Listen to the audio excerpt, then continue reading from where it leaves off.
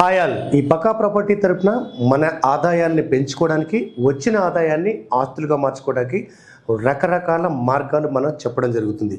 నా కెరియర్లో ఒక ఇన్వెస్ట్మెంట్ అడ్వైజర్గా, ఒక ట్రైనర్గా చాలామందిని కలిసి చాలామంది కంపెనీలు వాళ్ళ ఎదుగుదల, అలాగే వ్యక్తిగతంగా వాళ్ళ ఆస్తులు సంపాదించుకున్న దాంతో పూర్తి అవగాహనతోటి చేస్తున్న వీడియోలు ఏదో డబ్బులు వస్తాయనో, లేదా లైక్లు వస్తాయనో, కామెంట్స్ వస్తాయనో కాదు. అలా అని చెప్పి మేము ఫ్రీ సర్వీస్ కూడా ఏం చేయటం లేదు. సో ఈ వీడియోలో మీకు చాలా అవసరమైంది చెప్పబోతున్నాను. ఎందుకంటే మన ఇండియాలో మిడిల్ క్లాస్ ఫ్యామిలీస్ అంటే మధ్యతరగతి వాళ్ళు, అంటే పూర్తిగా అటు రిచ్ కాదు, ఇటు పూర్ కాదు, ఈ వర్గం ఎంతమంది ఉన్నారో తెలుసా? షాక్ అవుతారు. 60% ప్లస్ ఇంకా మిడిల్ క్లాస్ వాళ్ళు ఉన్నారు. ఇక్కడ విచిత్రం ఏంటంటే కింద వాళ్ళకి, అంటే బిలో పావర్టీ లైన్ లేదా పేదవాళ్ళుగా ఉన్న వాళ్ళకి, వైట్ రేషన్ కార్డు ఉన్న వాళ్ళకి అన్ని పథకాలు, అన్ని సంక్షేమ పథకాలు వర్తిస్తాయి. అలాగే రిచ్ వాళ్ళకు కూడా, అంటే బాగా డబ్బులు సంపాదించిన వాళ్ళకి గవర్నమెంట్ లోన్లు ఇవ్వటం కానీ, లోన్లో డిస్కౌంట్స్ ఇవ్వటం కానీ, ఇంకా ఐపీ ఇన్సాల్వెన్సీ పిటిషన్ పెడితే ఆ వేల కోట్లు రుణమాఫీ చేయటం కూడా జరుగుతుంది. కానీ రెండింటికి నోచుకోని వాళ్ళు ఎవరంటే మనం మధ్యతరగతి వాళ్ళే. ఈ మధ్యతరగతి వాళ్ళు కరెంటు బిల్లు కట్టాలన్నా, కరెంటు బిల్లు ఎగ్గొట్టాలన్నా భయపడే పరిస్థితి. ఎందుకంటే వచ్చి ఫీజు బేకేస్తారని భయం. ఏదో ఒక చిన్న పొరపాటు జరిగితే క్రెడిట్ కార్డు కానీ కట్టకపోతే వాళ్ళు ఇంటికి వచ్చి గొడవ చేస్తారేమో, ఇది అందరికీ తెలిసి పరువు పోతుందేమో అని బాధపడుతుంటారు. కానీ ఈ మధ్యతరగతి వాళ్ళు చేసే కొన్ని తప్పుల వల్ల వాళ్ళు రిచ్గా అవ్వకపోవడానికి, లేదా ఆర్థిక ఇబ్బందుల్లో మరింత కూరుకుపోవడానికి కొన్ని కారణాలు మనం చెప్పుకోబోతున్నాం. మొట్టమొదటిగా నేను చెప్పేది, ఎక్కువ వడ్డీ ఎక్కడైతే ఉందో మీరు ఎప్పుడైనా గుర్తుపెట్టుకోండి, అబ్నార్మల్ ఎప్పుడు కూడా నార్మల్ కాదు.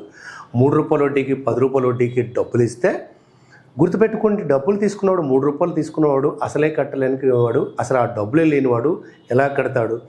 అటువంటి స్కీమ్స్ ఏమున్నా సరే అటువంటి జాలికి పోవద్దు. దానివల్ల మీ కష్టార్జితాన్ని దాచుకున్న దాన్ని వేరేవాడు తీసుకెళ్ళిపోయి ఆ డబ్బులు వసూలు చేసుకోలేక చాలా ఇబ్బంది పడాలి. ఈ మధ్య కాలంలో మా మిత్రుడు ఒకడు వాళ్ళ ఫ్రెండ్ ఏదో ఇన్వెస్ట్ చేస్తున్నాడు, ₹1,00,000 ఇస్తే నెలకు 5,000 ఖచ్చితంగా, అంటే 5% ఇస్తారు అని చెప్పి అతను ఒక ₹1,00,000 ఇవ్వడం జరిగింది. 3 నెలల పాటు వరుసగా 1వ తారీఖు కల్లా అతని అకౌంట్లో 5,000 వేయటం మొదలెట్టాడు. నమ్మకం బాగా కుదిరింది. ₹1,00,000 పెడితే 5,000 వస్తే, 5 లక్షలు పెడితే నెలకి 25,000 వస్తాయి కదా, ఒక జీతం వస్తుంది కదా అని 5 లక్షలు పెట్టారు. 5 లక్షలు పెట్టిన తర్వాత మరొక 3 నెలలు 25,000, 75,000 వచ్చరికి ఇతను అసలు సంతోషం మామూలుగా లేదు. ఇప్పుడు వాళ్ళకి తెలిసిన వాళ్ళ దగ్గర, వాళ్ళ రిలేటివ్స్ అందరి దగ్గర తీసుకొని ఒక 50 లక్షలు పెట్టించారు ఆయన ఉద్దేశం ఏంటంటే, ఇప్పుడు 55 అంటే ఎంత వస్తుంది? 2,50,000 నెలకు వచ్చేయాలని చెప్పి. ఇంకేముంది, గొప్ప కదా. ఏ బిజినెస్ పెట్టకుండా, ఒక మ్యాన్ లేదు, మెషిన్ లేదు, రిజిస్ట్రేషన్ లేదు, ట్యాక్స్ లేదు, ఏమి లేదు అని చెప్పి ఇచ్చారు. ఆయన 1 నెల అయిన తర్వాత ఆ డబ్బులు కొంత ఇచ్చి, కొంత రాలేదని సెకండ్ మంత్ కాపీ చేశారు. సో సెకండ్ మంత్ ఎంత? ఈ నెల ₹1,00,000 ఇచ్చారంటే పెండింగ్ ఒక 1,50,000 ఉంది. ప్లస్ రాబోయే 2.5 లక్షలు, 4 లక్షలు వస్తే ఎదురు చూస్తున్న సమయంలో ఒక పెద్ద బాంబేసాడు. ఆ డబ్బులు తీసుకున్న వ్యక్తి అడ్రస్ లేకుండా వెళ్ళిపోయాడు. అడ్రస్ కనుక్కొని ఇంటికి వెళ్తే ఇంటి దగ్గర నుంచి ఎస్కేప్ అయ్యి ఆయన ఉల్టా మెయిల్ పెట్టారు, నాకు డబ్బుల కోసం మీరు హెరాస్ చేస్తున్నారు, మా వైఫ్ని కూడా మీరు తిట్టారంట, నేను సూసైడ్ చేసుకోవాలనుకుంటున్నారు, నేను చచ్చిపోతే మీరే కారణం మెయిల్ పెట్టేశాడు. ఇలా అన్ని చోట్ల జరగాలని లేదు. కానీ సో డబ్బులు అధిక వడ్డీ అంటే నార్మల్ కాంతానికి పోవద్దు. రెండోది, మన స్థాయికి అవసరం లేకుండా ఉన్నది, ఇంట్లో ఇద్దరే చిన్నపిల్లలు, బండి ఉంది, స్కూల్లో దిగబెట్టవచ్చు. ఎవరో కారు కొన్నారని మేము దగ్గర ఈఎంఐ కట్టే తాహత లేనప్పుడు కారు కొనడం. ముఖ్యంగా ఏంటో తెలుసా, ఈ కారు కూడా కొత్త కారుకి ఇచ్చేది కాస్ట్ ఎక్కువైనా ఇంట్రెస్ట్ తక్కువ ఉంటుంది. కానీ ఒక సెకండ్ హ్యాండ్ కారు కొని అది చాలా హయ్యెస్ట్ ఇంట్రెస్ట్ రేట్ తీసుకొని ఆ ఈఎంఐ కట్టలేక ఆ కారు రిపేర్లు వస్తూ, ఇదంతా చాలా కష్టమైంది. ఎందుకంటే కారు కొనడం గొప్ప కాదు, కారు మెయింటైన్ చేయడం అవసరం. ఒకసారి సెకండ్ హ్యాండ్ అంటే ప్రతి నెల ఏదో ఒక ఖర్చు పెడుతూనే ఉంటుంది. దానికి తోడు దాని మెయింటెనెన్స్కి డీజిల్ ఖర్చులు కానీ, స్టేటస్. ఆ కారు కొన్నాక ఏం చేస్తారు, ఆ కారు కొన్నా కదా కనీసం మమ్మల్ని అక్కడ కూడా తీసుకెళ్ళదని రిలేటివ్స్ వాళ్ళ మొహమాటం కోసం అక్కడికో ఇక్కడికో దూర ప్రాంతాల్లో తీసుకెళ్ళటం, ఇదంతా పెద్ద తడిసి మోపుడవుతుంది. సో కారు మనకి తాహతకు మించి అవసరం లేనప్పుడు, డబ్బులు లేనప్పుడు ఈఎంఐలు పెట్టి, అధిక వడ్డీలు పెట్టి కొనటం అనేది చాలా తప్పు. మూడో అంశం ఏంటంటే, ఎక్కడో భూములు ఉన్నాయంట, డబల్ కాస్ట్ వచ్చేస్తుంది. అదేంటి సార్ మీరు కూడా చెప్తున్నారు? నేను ఏ పనికి చెప్పినా, ఏ ప్రాజెక్ట్ గురించి చెప్పినా పూర్తి స్థాయి వివరాలు తీసుకొని కొనమని చెప్తున్నాం. అలాగే లాంగ్ టర్మ్ గురించి చెప్తా. 5-10 సంవత్సరాల తర్వాత, 20 సంవత్సరాల తర్వాత పరిస్థితి వేరు.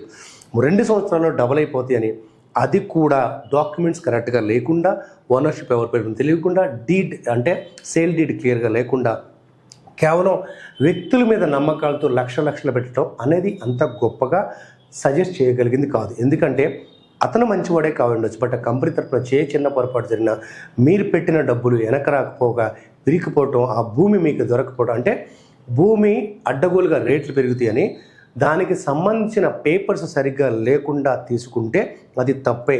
మా పక్కా ప్రాపర్టీ నుంచి అటువంటి డాక్యుమెంట్ లేని ల్యాండ్ ఏది కూడా అమ్మడం కానీ కొనడం కానీ జరగదు.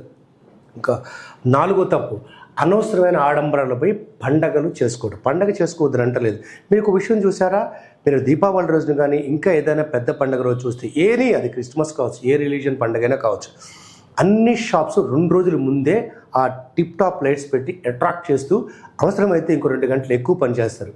అంటే ఆ బిజినెస్ మెన్ మీరు ఒకటి ఆలోచించాడు, అంత పెద్ద షాప్ రన్ చేసి ఆయనకి పండగ చేసుకోవాలని ఉండదా? ఆయనకి డబ్బులు పెద్ద కష్టమా? ఒకరోజు పని చేయకపోతే గడవన పరిస్థితి. మరి ఎందుకు పని చేస్తున్నారు అంటే ఆ రోజు ఇంకా డబుల్ బిజినెస్, అంటే డబ్బులు ఉన్నవాడు పండగ సీజన్ని ఒక ఇన్కమ్ సోర్స్గా తీసుకొని దాన్ని డబుల్ ఇన్కమ్ చేస్తుంటే, మన వాళ్ళు ఆడంబరాలకు పోయి అవసరమైతే అవసరం లేకపోయినా ఆల్రెడీ బట్టలున్నా మళ్ళీ కొనడం, లేదా ట్రిప్పులకు వెళ్ళడం, అంటే ఆ రోజు ఎట్టి పరిస్థితుల్లో బయటే తినాలి, ఇలా కొన్ని నియమాలు పెట్టుకొని ఆదాయం ఎంత ఉందో చూసుకోకుండా ఆ గీత దాటి ముందుకెళ్ళి ఈఎంఐలు పాలైపోయి మళ్ళీ వాటికి వడ్డీలు కడుతూ, ఈఎంఐ టైంకి కట్టలేకపోతే చెక్ బౌన్సెస్ లేదా పెనాల్టీలు కడుతూ, పెనాల్టీ మీద మళ్ళీ ట్యాక్స్లు కడుతూ, ఇంత అవసరమా? ఒకటి గుర్తుపెట్టుకోండి, మన లైఫ్లో ఎవరు ఉన్నా లేకపోయినా డబ్బులు ఉండాలి. మనతో ఎవరైనా జర్నీ చేస్తే కొంతకాలం మాత్రమే, నీ దగ్గర డబ్బు లేనప్పుడు వచ్చిన ప్రతిసారి తన డబ్బులు అవసరాలకు అడుగుతుంటే నీ దగ్గర మౌన్ చాటేసుకోవడం జరుగుతుంది. సో మనిషి సర్దుకుని బతకడం తప్పులేదు, కానీ అప్పులు పాలై బాధపడటం మాత్రం భయంకరంగా తప్పు అవుతుంది. ఇది మరొక అంశం. ఇంకొకటి ఏంటంటే చాలామంది ఈ మధ్య కాలంలో చేస్తుంది అప్డేటెడ్ మొబైల్స్ కొనడం. అంటే ఆల్రెడీ ఒక మొబైల్ ఉంది కదా, మళ్ళీ కొత్త మొబైల్ ఎందుకంటే కొత్త వెర్షన్ వచ్చింది, మరి ఏం చేయబోతున్నారు ఆ మొబైల్ తోటి? ఏం లేదు సార్, ఇంకా క్లియర్గా బొమ్మలు వస్తాయి. ఇవాళ మిడిల్ క్లాస్ ఫ్యామిలీలో ఆన్ యావరేజ్ అవసరం లేకుండా సంవత్సరానికి వచ్చి ఫోన్ల మీద ఖర్చు పెట్టేది ఆన్ యావరేజ్ తీసుకుంటే అవసరం లేకుండా, అంటే ఆ ఫోన్ వ్యాలిడిటీ ఇంకో 2 years వస్తుంది, అయినా సరే గీత పడిందనో, సైట్ బాగాలేదనో, లేకపోతే క్వాలిటీకి బొమ్మలు రావట్లేదు, ఫొటోస్ రావట్లేదనో అలా ఫోన్లు మారుస్తూ కొనేవాళ్ళు. ఒక్కొక్క నలుగురిన్న ఇంటిలో ఒక్కొక్కరు ఒక్కొక్క మొబైల్ కార్డుకి ఎక్స్ట్రా కొంటున్న అవసరం లేకపోయినా సంవత్సరానికి వచ్చి 25,000 నుంచి 50,000 అనవసరపు ఖర్చు పెడుతున్నారు. అంటే నెలకు 2,000 అనవసరమైన ఖర్చు మొబైల్ మీదే పెడుతున్నారు. ఇలాంటి చిన్న జాగ్రత్తలు తీసుకొని మన వాళ్ళు ఒకప్పుడు అనేవాళ్ళు సంసారం గుట్టుగా ఉండాలి, ఆర్థిక వనరులు జాగ్రత్తగా వాడాలి, అంటే డబ్బులు చాలా జాగ్రత్తగా వాడాలని. ఈ 2 లేనప్పుడు అనవసరమైన ఆడంబరాలకు పోయి జీవితం ప్రశాంతత లేకుండా చేసుకుంటారు. ఆర్థిక వనరులు ఉన్నవాటిని సక్రమంగా వాడితే ప్రశాంతంగా ఉంటారు, భవిష్యత్తులో ఆస్తి పనులు కూడా అవుతారు. ఇలాంటి మరిన్ని వీడియోల కోసం సబ్స్క్రైబ్ చేయండి. మీ అభిప్రాయం ఏదైనా కామెంట్ చేయండి. పాజిటివ్గా తీసుకొని పాజిటివ్ వీడియోస్, ప్రాక్టికల్గా ఉపయోగపడే వీడియో చేయడానికి మేము సిద్ధంగా ఉన్నాం.